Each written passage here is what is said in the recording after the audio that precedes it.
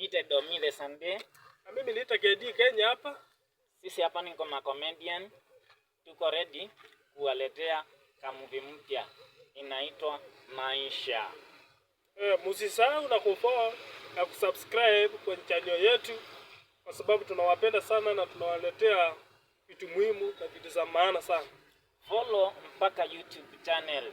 Utatupata humo. Yes. Channel yetu ya leo kichwa ni Maisha. Maisha ya leo imekuwa ngumu sana. Imagine kakangu unarauka asubuhi na mapema, unaenda kupambana ili upate kachochote hivi. Ila jioni utapata au na. Sasa kuna biashara moja hivi naona hata inaweza leta sana. Naomba nikuwe pasta. Aje. Pasta mimi hapa sikubali kwa sababu kazi ya pasta ni ngumu sana na sijui kama huyu kama anaweza kuwa pasta ambia watu vizuri. Ama mnaonaje ndugu zangu?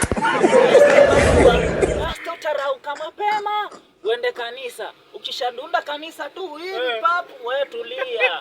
Wanaleta sadaka, wanaleta utoaji, wanapela tutolee pasta hivi. Unaona?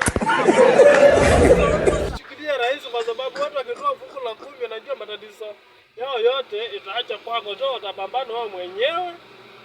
Ukishindwa matatizo yote itakufuata wewe mwenyewe. Kama mnaonaje ndugu zangu?